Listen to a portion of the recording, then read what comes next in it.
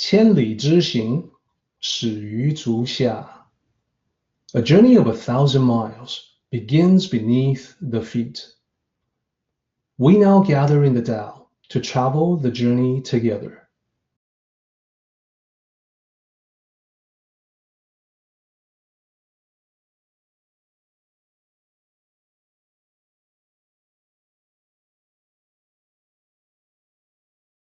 And I want to make use of the six patriarchs' words again as we talk about 2019, how to move forward. So I decided to do that because of the reaction from the last time, when we did that retrospective. So I received a bunch of messages. The majority of the messages were quite positive. People appreciated sort of a look back. A minority of the messages were not as positive. So what I did was that I combined them into a question that I can answer today. And I think that it leads right in to what I want to talk about for 2019 as the year begins. The question was this: Derek, you talked about the past in a positive way. You talked about how your presentation of the Tao Te Ching had changed from 10 years ago, 2008, to more recently, 2018. And yeah, it's a big improvement. I get that. But listen, not everyone's life is like that. I feel sadness and not hopeful. I feel like it's impossible to move on from the past, especially things that hurt me from years ago. I know I cannot expect people that wronged me or people who should have done better to change, but I find myself continuously blaming them. So tell me, how can I believe that 2019 is going to be any different? Okay, good question. If we're looking at the yin and yang symbol, you understand that we need to look at not just the positive, but also the negative to have that complete view. So to answer this question, I want to bring self-nature and the journey of life together. And then I want to add one more element for your consideration so we can shed some light on what is ahead in 2019. So first, I want to bring back the image that you saw in the beginning of our meeting today. It's a path to travel. I would like you to think of it as the journey of life for you. Let it represent the journey of life. Then I want to picture yourself on this journey. So I will use this silhouette to represent you. Okay? So as you are holding these mental images in your mind, I would like you to listen as I tell you a true story. This story comes from a friend of mine who is very smart and perceptive. She's constantly observing the world. Now, despite her intelligence, she's had challenges and setbacks in her life. So probably like all of us, sometimes she can't help but wonder why. One day, when she was out shopping at the mall, she saw a mom with two boys. One was a big kid and the other one was a toddler.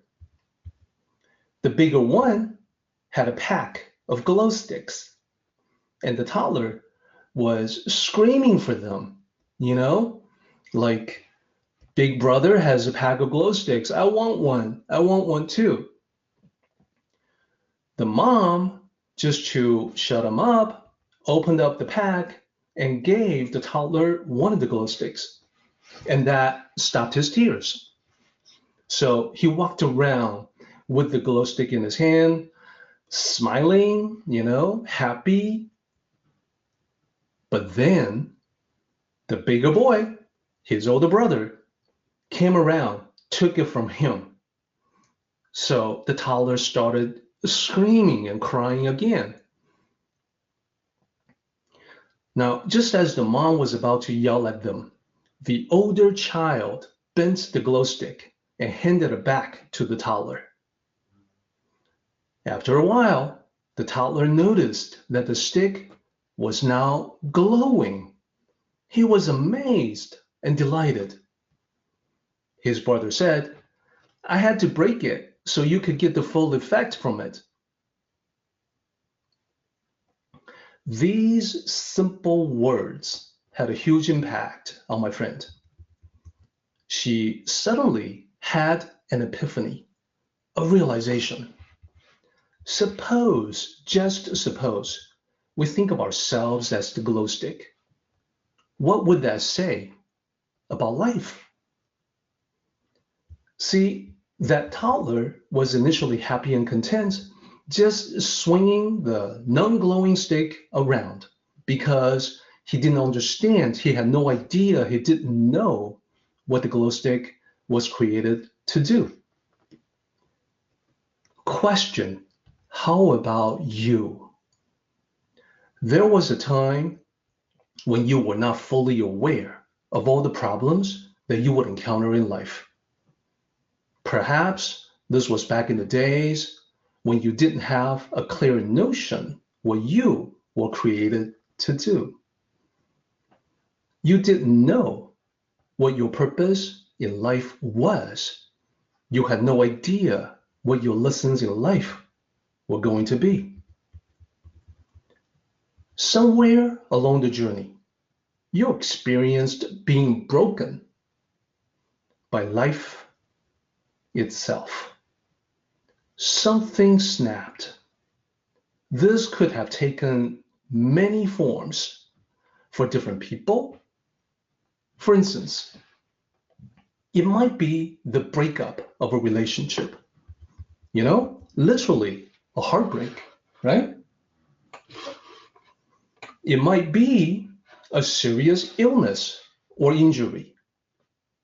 In other words, broken health. It might be a loss of some kind. For instance, the loss of a job. Could even be the loss of a loved one. It might be any number of disappointments, misery, and suffering. These breaks could be surprising, uncomfortable, painful, but like the glow stick, that break, that snap had to occur so you could begin to fulfill the purpose for which you were created. So you could begin to glow, so you could discover who you truly are. And that is the question, isn't it? Who are you truly? We don't really have the vocabulary to completely describe you. You are a child of the Tao.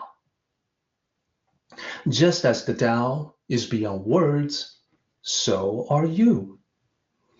We can describe your self-nature with approximations using the wisdom of the sixth patriarch, Huineng.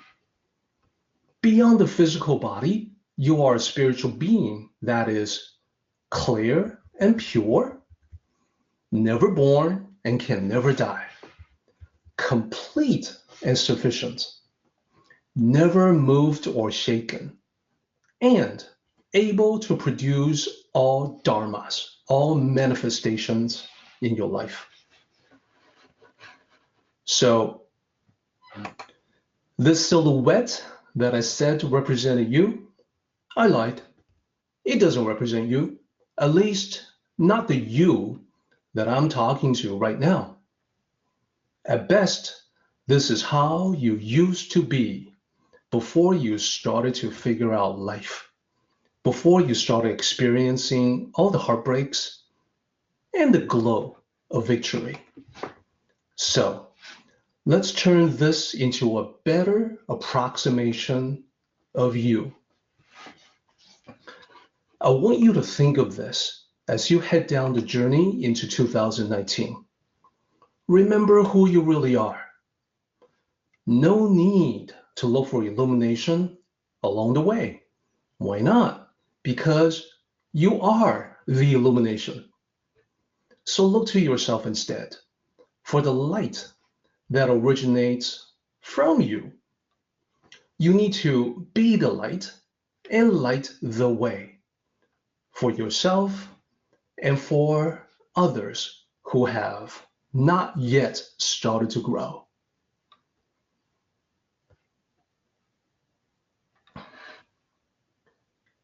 And with that, I think we are ready for 2019. What do you think?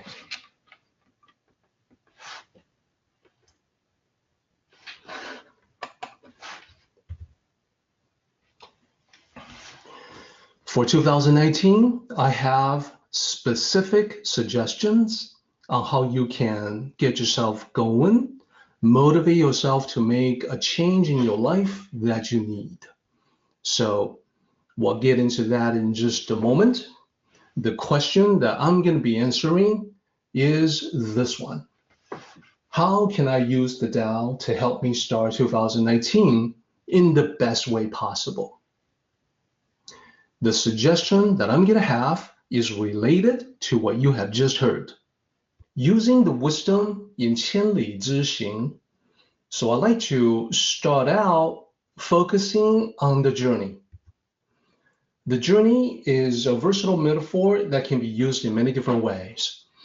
When I use it in regards to 2019 and the road ahead of us, I am specifically talking about a couple of different ways that we can use this particular metaphor.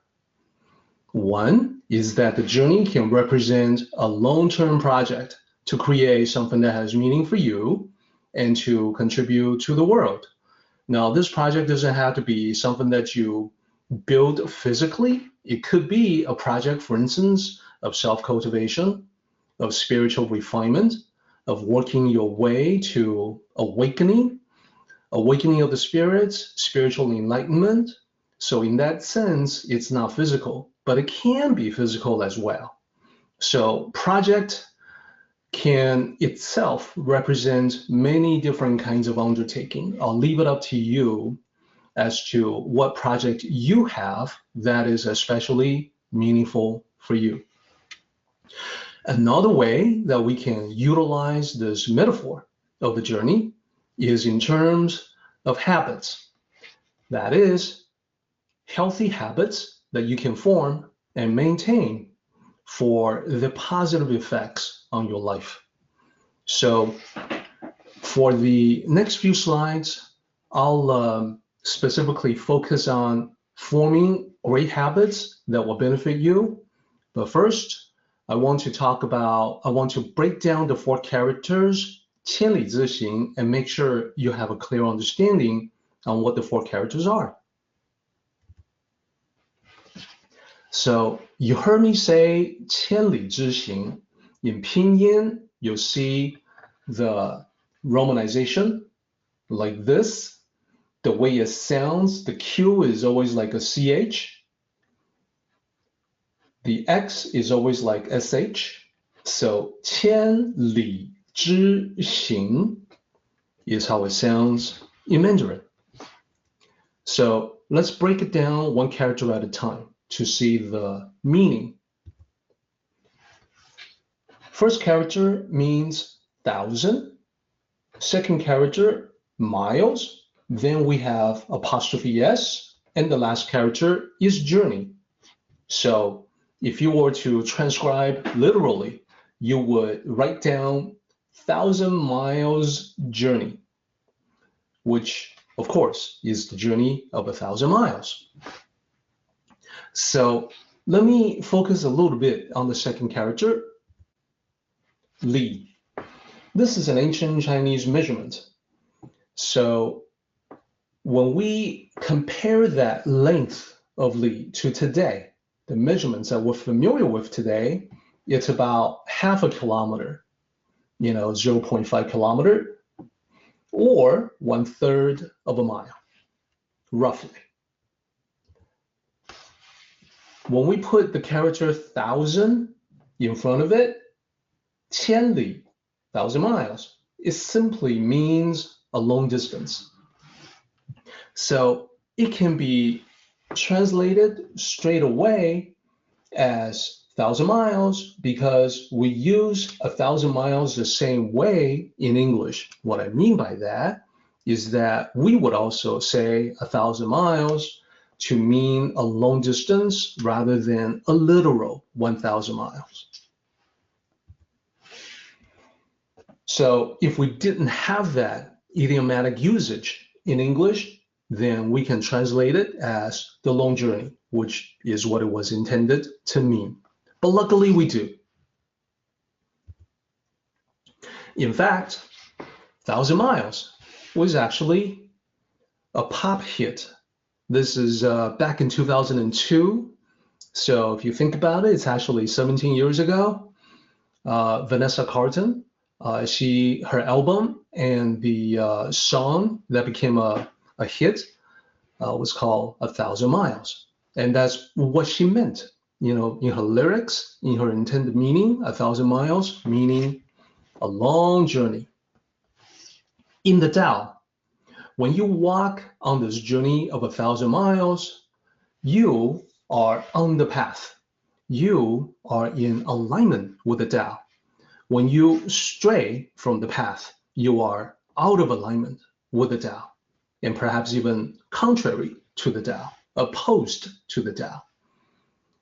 So what does it mean when you're, flowing with the Tao, congruent with the Tao, in alignment with the Tao, going along the same direction as the Tao? What does that mean? What will happen? Well, for one thing, you will notice all kinds of things starting to go your way. Things just happen, and some of it can seem inexplicable, miraculous.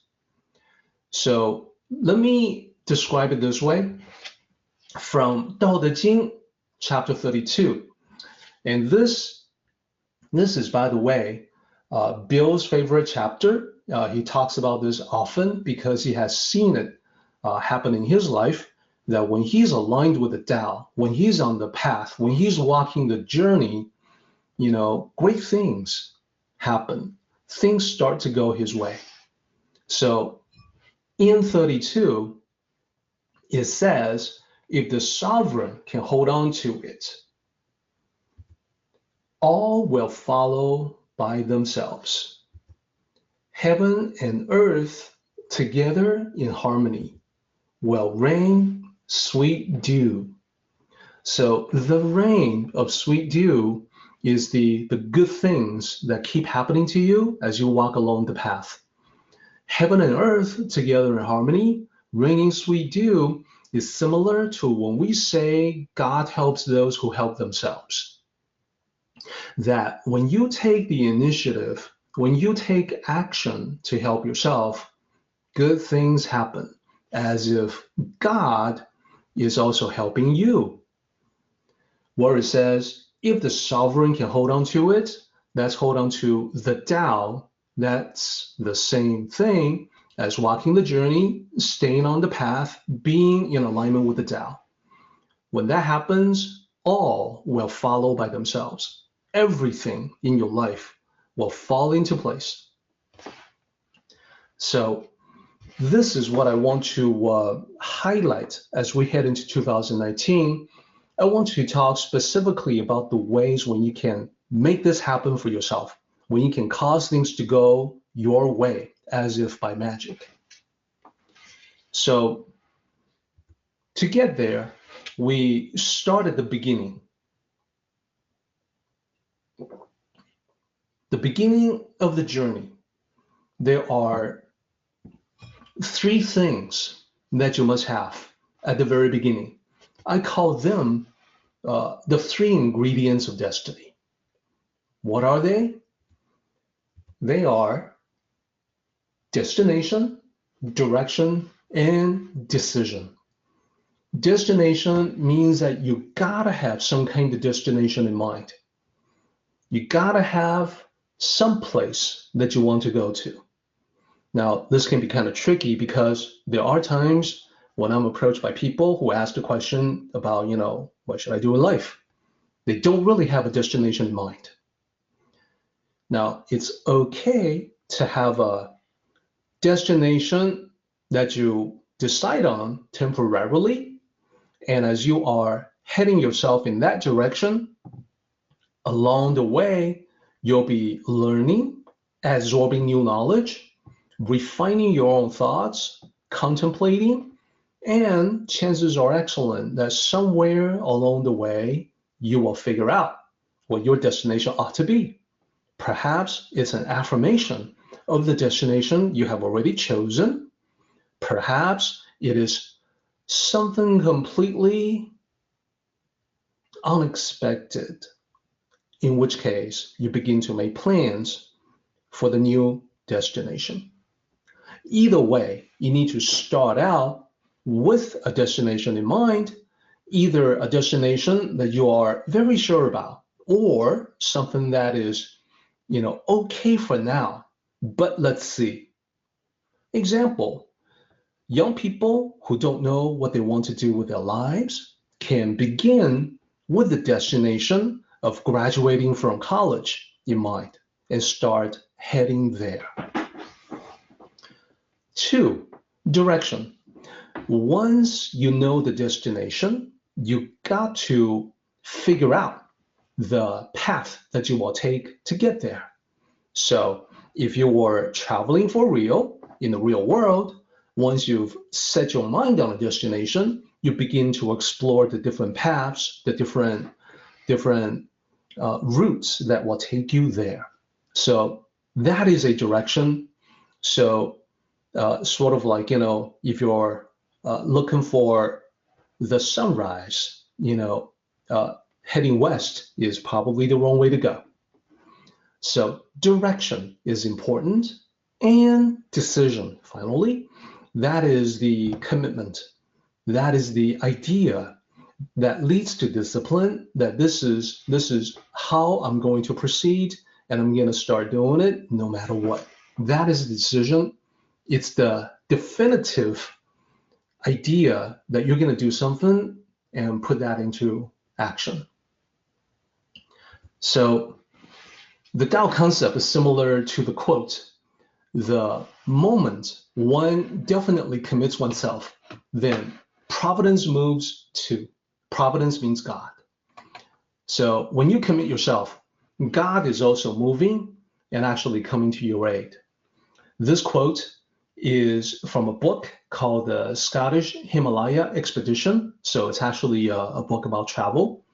So the author, William Hutchison Murray, wrote this book. He was a mountain climber and Scottish author.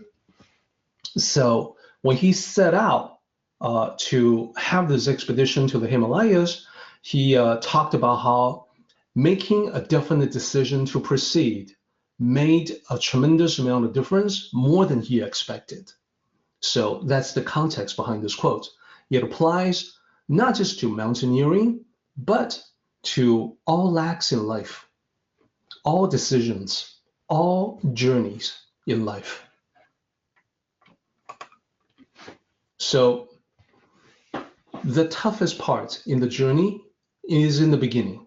So remember, I talked about one particular journey is the formation of a positive habit that you can use for yourself to propel you toward the eventual ultimate destination that you want for yourself. Well, the first part of that may be tough. You need to stick with it until it becomes second nature. So that is what I want to talk about today, is some ideas to help you do that. When it comes to habit formation, many self-help gurus have talked about the length of time that it will take to form a good habit. So some say 21 days, some say 28 days. I looked into this. I read up all the scientific papers on it, so I can tell you that, as usual, self-improvement gurus are full of bunk. It doesn't necessarily take 21 days. Sometimes it can. Nor does it necessarily take 28 days. Sometimes it can. The amount of time that it actually takes, according to actual studies, actual experiments, is 1 to 3 months. And there are many factors that will influence the amount of time that it takes for the habit to really take. Interest level. The more interested you are, the easier the habit will take. The convenience factor. The more convenient it is, the shorter the amount of time it will take to form the habit. Ease difficulty. As you can probably imagine, the easier something is, the more readily you can form a habit out of it. Now, what if you have something that is not interesting, not convenient, but also difficult? Well, to form that into a habit is probably going to take quite a while, maybe 3 months, perhaps never. So yeah, all the scientific studies, they do actually make sense. Given that though, what about the story? What about the habits that you do want for yourself? Can you plan on making them a permanent part of your life? How would you do that? The latest studies, scientific discoveries on neurology provide an answer. So let me share that with you. The study of the brain has led to discoveries about the formation of neural pathways. So when a habit is formed, it creates neural pathways that become more entrenched. So the firing of the neurons along the pathway becomes easier and easier, faster and faster. So forming a habit, what it means for you is that it will generate momentum to help you keep going. Now, many people, companies, high-tech startups, internet companies, they have a lot of smart people working for them. They definitely know about this brain research that's going on in academia, and they know how to take advantage of the latest findings. So there is now a term called brain hacking.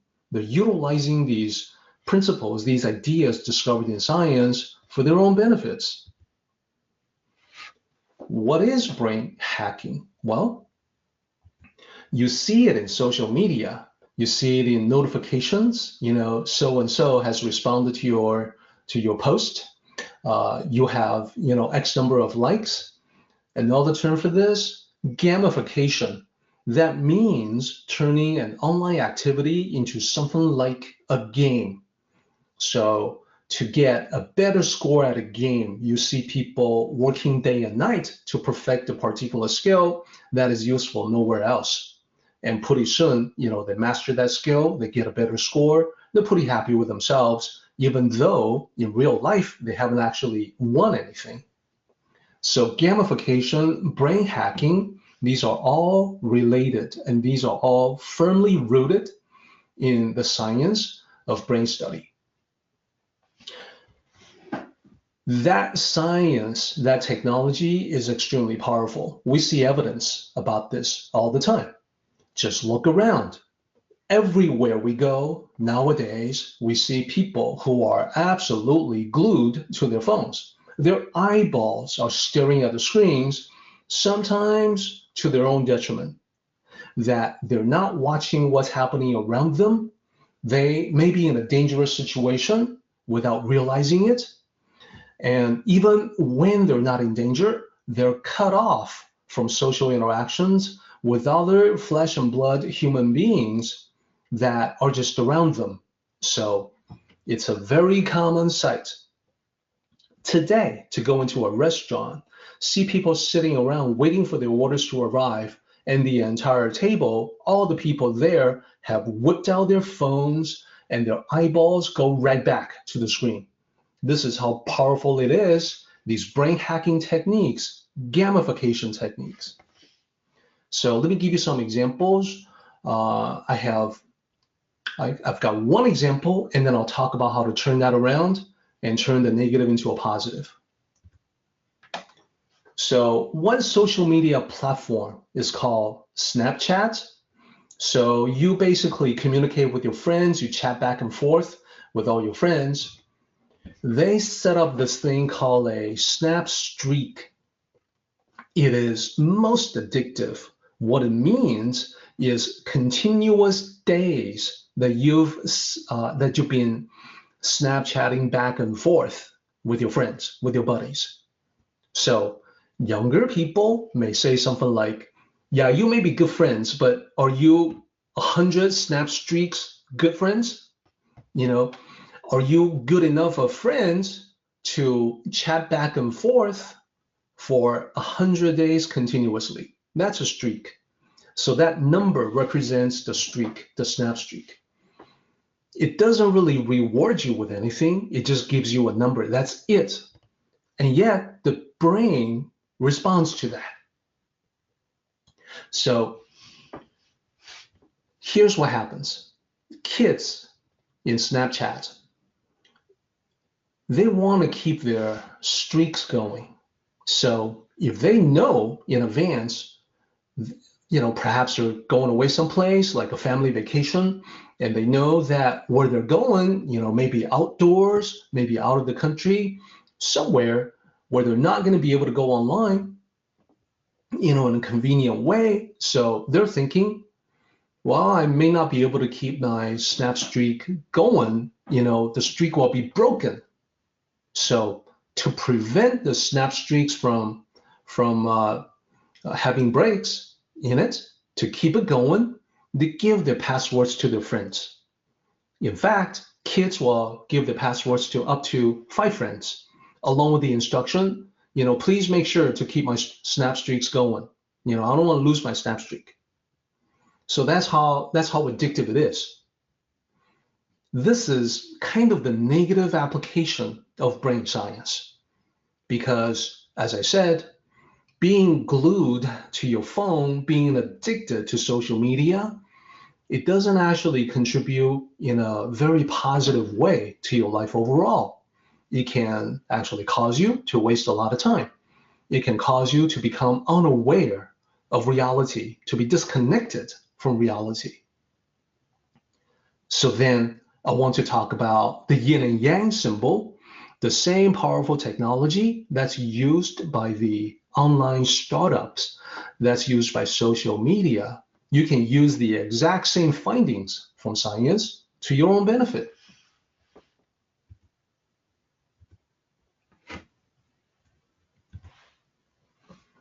That leads me to the Seinfeld Method.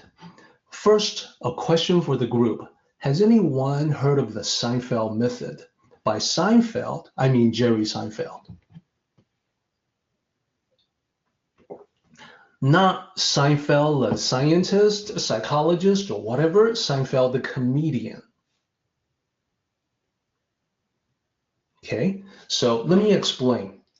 I had a friend recently who went to a Jerry Seinfeld show. He was touring the country again, and he came back really impressed. He said, Jerry Seinfeld, he's still the best. He's made all his money. He's got, wealth, fame, everything, but he's still, he loves to perform, and he's still the best at it. Initially, when he was just an up-and-coming comedian, he wanted to be the best. So he had a particular method to become the best, and it was very easy. He didn't know it at the time, but it's actually something that's rooted in the neurology that we're talking about, rooted in the Tao specifically. So it's the Seinfeld Method. Jerry Seinfeld realized that to be the best, one thing he needed to do was to write new material every day. That he needed to create this habit to write something, to write jokes, to try out, with the audience every single day.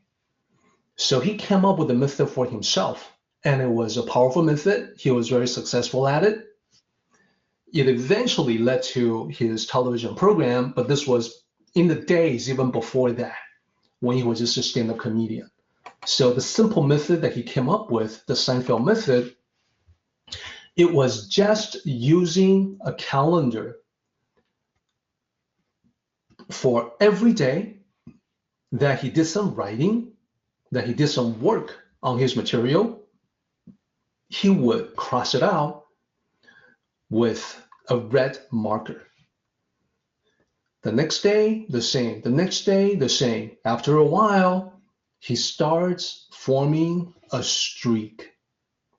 When you have a streak going, there's something in the brain that says, don't break it. Keep it going. Keep the streak going. And it can become a powerful compulsion, just like it is for the people who are hopelessly addicted to social media. So here, the smart thing is that you are addicting yourself to something that you know is good for you. In the case of Jerry Seinfeld, to be writing every day. For you, it can be something else every day. Every day is another step in the journey of 1,000 miles. That's how it connects to the Tao. So use this for yourself. And initially, when I tried this method, I wanted to do what Jerry Seinfeld did, so I got myself this big calendar. Later on, though, I discovered that it was actually not convenient for me because, time passes, then I have to get another, calendar again. So the better method for me is actually a different kind of solution. What I ended up with was a simple app. It really does the same thing. It just does it electronically so that I don't have to buy a calendar. I don't have to fill it out. I don't have to cross out days physically. I just do it in my phone. Very convenient because I have that with me all the time. So in the slide, you're going to see the screenshots and you're going to see calendars. As you can see, there are days that are checked. Those are the continuous days. And then there are days that are crossed out. Those are the days that you miss. In my case, I definitely discovered that when I cross them out every single day, I definitely want to keep it going. It's definitely very easy for me to form that into a habit. So you don't have to get this specific app, which is free. There's a whole bunch of apps that are just like it. What I did was that I picked the simplest one, the one that's, that comes without ads. So that's what I ended up using. I want to suggest that you can also do something similar for yourself and tap into the power of brain science, of brain hacking, gamification, the latest research in neurology, brain science. Take advantage of that for yourself. So that's my first suggestion. And let me talk about what happens when you are on this journey. You'll quickly discover that the more you do something day after day, the better you get at it. So this reminds me of running into a gym buddy the other day. I hadn't seen him for a while. He was looking very fit, more fit than he was when I knew him in the gym. So I asked him what his secret was. What was he doing? He was looking really good. He said that he went online, he looked at YouTube, he did the search keywords 30 days challenge, 30 days challenge, and it came up with all kinds of stuff, all kinds of search results. For him, it was 30 days push-ups challenge. So he went ahead and did that. So that 30 days was a streak for him. Day after day, he did a bunch of push-ups every single day. And he was so excited about this. He said, guess what, dude? He said, not only did I get in better shape, but I discovered that as I was doing this day after day, my form in doing the push-ups was improving dramatically. So he's able to, plank out, do the push-ups, straight up and down, perfect form. And not only that, but he was now at the end of the 30 days, and he felt that he wanted to extend it beyond 30 days. And it was actually easy for him to do that, to extend the challenge. So you improve yourself and you get better at getting better. That's the key. You get better and you also get better at getting better, and it builds upon itself. This is one manifestation of the sweet dew that will rain down on you. And I said, I know exactly what you're talking about. I've been on the same thing myself. I showed him my app on the phone, and I had already gone beyond 30 days. So I knew that he was exactly right. So let me bring in the rain of sweet dew to talk about this, the way it appears, and also the similar concept from William Hutchinson Murray with that quote about Providence moves too. So we've already seen the lines from Tao Te Ching 32, the corresponding quote expanded from what Murray was writing about, continues on. And he wrote about the expedition. All sorts of things occur to help one that would never otherwise have occurred. A whole stream of events issues from the decision, raising in one's favor all manner of unforeseen incidents and meeting and material assistance, and then it goes on and on and on. All kinds of things, all are following in accordance with the Tao because they are in alignment with you. So take advantage of that for yourself. This is my primary suggestion for everybody in 2019.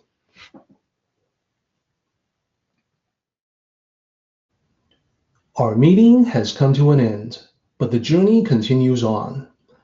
Let us travel safely. Until next time, may the Tao fill you with peace and happiness.